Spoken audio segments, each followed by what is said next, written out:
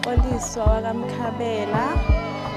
Namhlanje 29 June 2025 usuku lomkhehlo wami uhlangene kanye nomemulo engiwenzela abazali bami.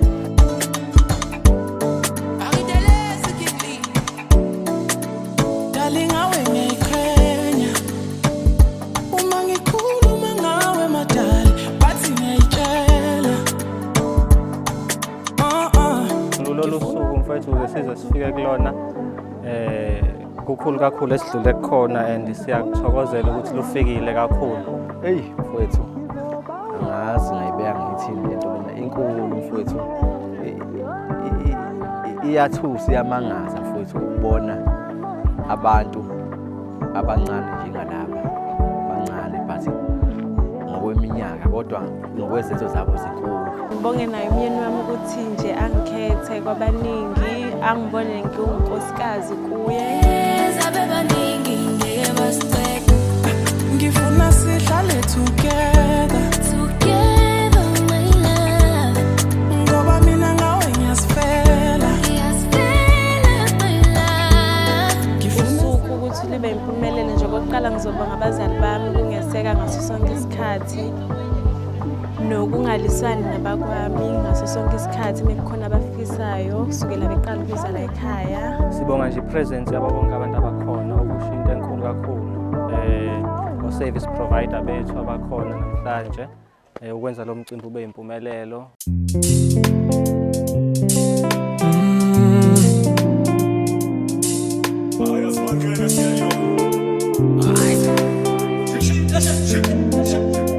Lona umsindo wenhliziyo yami ushaya ikhwelo. Ngihleze ngisho naye ngimtshele ngathi ngingabhala incwadi nakhona mhlambe kube ukuthi kuphela ama-page lo ncwadi ngingakaqedi ukusho indlela engim-appreciate ngakhona ukuba khona empilweni yami. Kukho konke nje okubaluleke kakhulu uyangi-understanda angekho futhi ongi-understanda njengaye. Uyazi ukuthi how to deal with me, uyazi ukuthi njengamanje kumele athini kimi, ngisho kuthiwa ngisiphi isimo uyazi ukuthi uzodila kanjani naleso simo.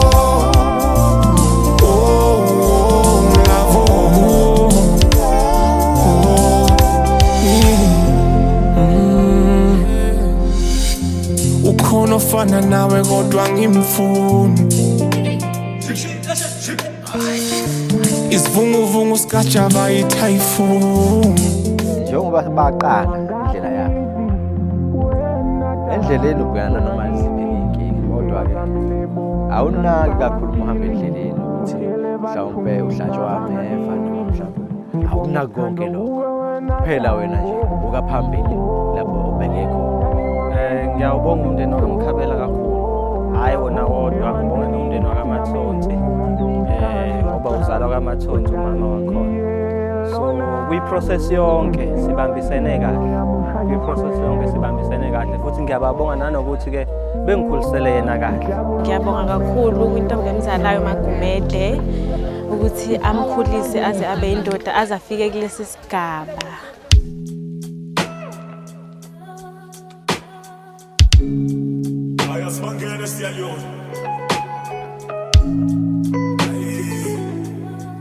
Ayiziyawanda wenzela wonke andingonani like us uzakona ziyawanda mina ngithola ukupumula. Alibase ngabanikayo ukuthi eqaleni kwabo bebonana bayazi bona isithembiso abathembisana zona.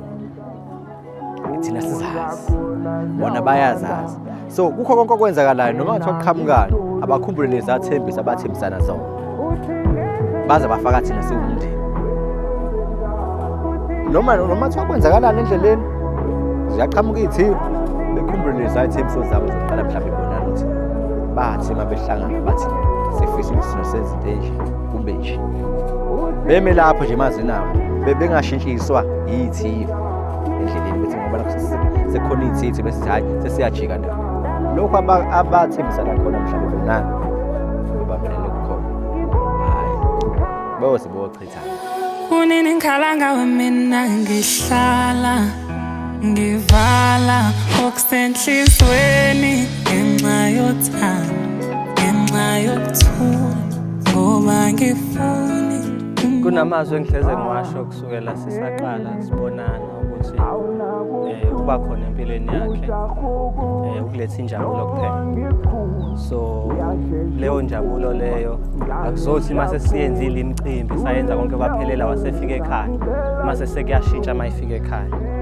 injabulo ayitholayo inhlonipho ayitholayo isupport ayitholayo kukho konke kusazoqhubeka kube khona ngiyathembisa ukuthi ngimthanda siqhubeke siphambili sibambane futhi azi naye ukuthi ngoba ekhethe mina ukhethe indoda yangempela futhi angeke ayisole ngalokho Okubaluleke kunakho konke ukuthi njena ngiyamthembisa ukuba unkosikazi oqotho kuyena nokumthanda kuzoba umphakathi. Uninyoni shaya istep uzenza into ugroove emanzi into ukhohle umakoti wawe uza sikhulume la wenzela konke andingonani like us uza khona ziyawanda mina ngithola